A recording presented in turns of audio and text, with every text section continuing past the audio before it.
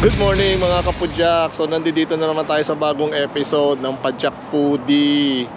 So nandito tayo ngayon sa may parking lot sa San Gabriel. Usually itong area na to tinatawag na San Gabriel Valley. So mag-anong oras na ba? Time check natin 8 o'clock, 8:05 in the morning. So makikita ninyo wala pang mga tao sa paligid. Tapos ipapakita ko pala sa inyo yung bago kong bike. Well, hindi bago. Ito yung pinakauna kong bike. Binigay ko sa tito ko. Tapos sabi niya recently ano tawag to, pamimigay na daw niya. Kasi hindi naman daw nila ginagamit. So sabi ko, akin na ulit, kunin ko na lang ulit. So yan. Makikita ninyo dinagdagan ko ng tawag na to, yung comb cycling para sa GoPro natin. Tapos in-upgrade ko na lang yung lagyanan ng ng lock natin. Ayan o. So dadagdagan ko pa siguro to ng mga ilang upgrades. So yan, hybrid. Okay, nasaan tayo? Rosemead Boulevard.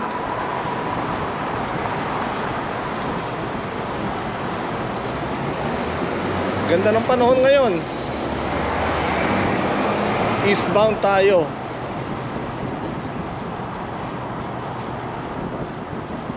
Alam nyo, dati nagtatrabaho ako, mama ko rito sa area na to Dito yata, dito sa Gladys.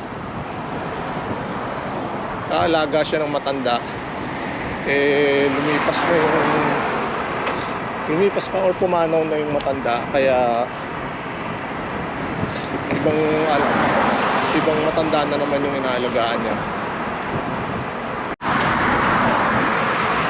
Nakakapanibago tong hybrid. Kasi magaang at saka medyo parang mabilis yung niya, yung acceleration niya. Kasi magaang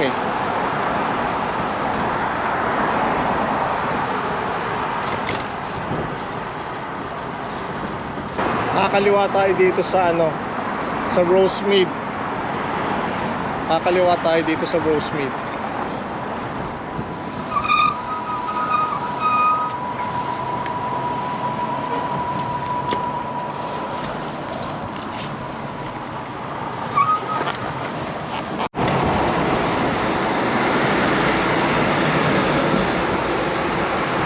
Kung mapapansin pala ninyo dito sa San Gabriel, maraming mga Asians.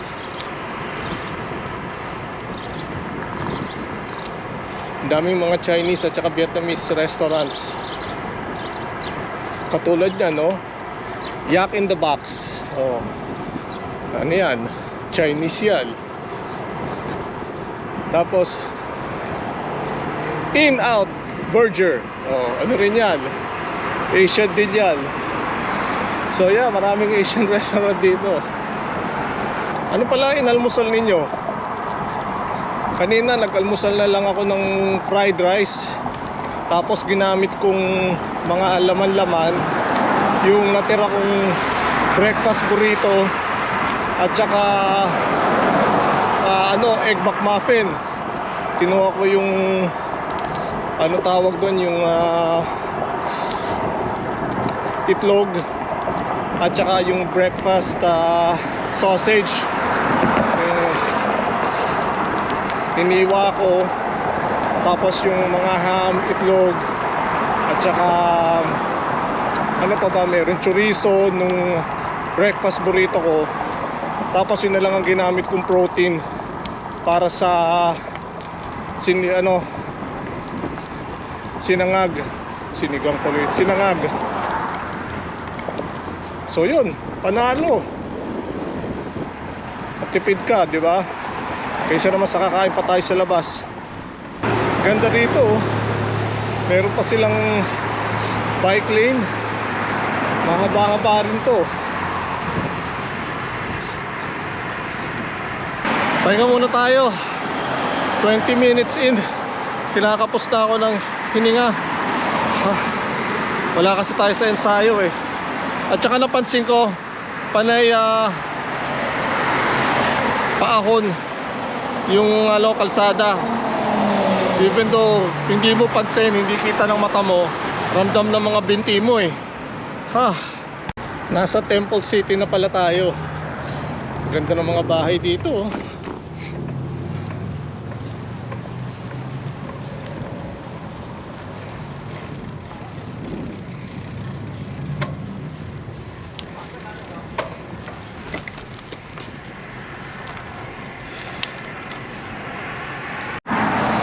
Ganda oh.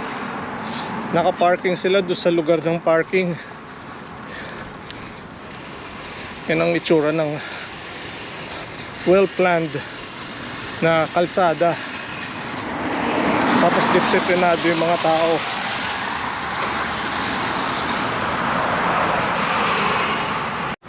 Ayun oh, nakakita tayo ng lilim. Aray, putang na.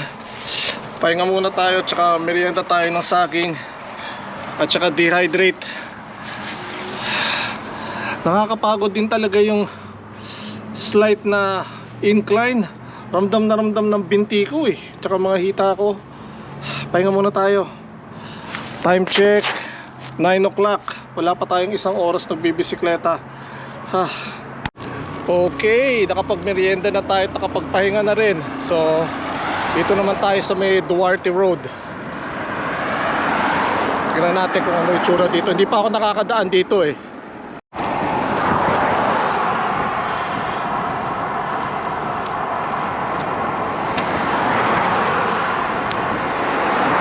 Mukhang parang old school tong kalsada rito. Walang pedestrian lane. Kalsada tsaka bahay lang kaagad. Mga old homes.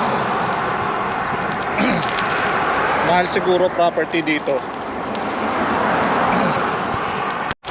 Ayun, meron ding palang rito, pedestrian lane oh. Doon lang sa bungad. Ayos.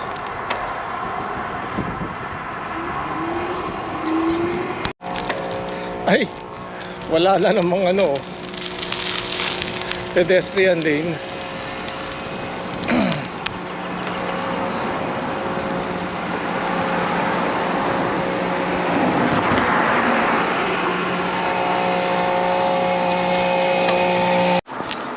Ganda ng bahay na to.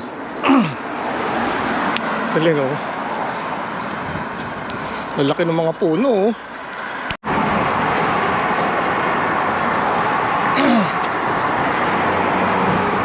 Kakaliwa lang natin sa San Gabriel Boulevard. San Gabriel Boulevard.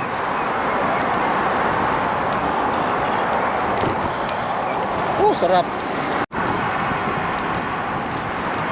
Time check 10:20 AM in the morning.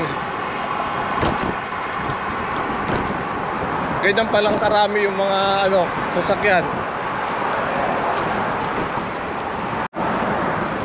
Ganda oh, may old school na na simbahan. Ayos.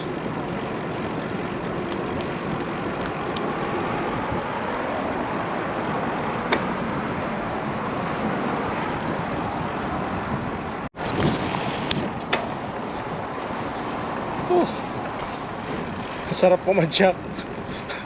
Pababa kasi nakakabawi tayo ng lakas. Ito, balik na naman tayo doon sa mga areang panay, mga Asian Incheck at saka Vietnamese. Bihira lang ang mga Korean dito eh. Ang Koreans nasa Koreatown talaga. Saan ka pupunta my friend? Hold on, hold on. Stupid ass bitch, I'm a bike. Wait for me. Grabe, ang bango dito. Amoy Asian food. Di mo malaman kung saan nanggagaling. Tabi-tabi yung mga restaurants eh. Sarap. Nakakagutom. Ano bang kakainin natin bago tayo umuwi? Alam ko na kakainin natin. Fried chicken.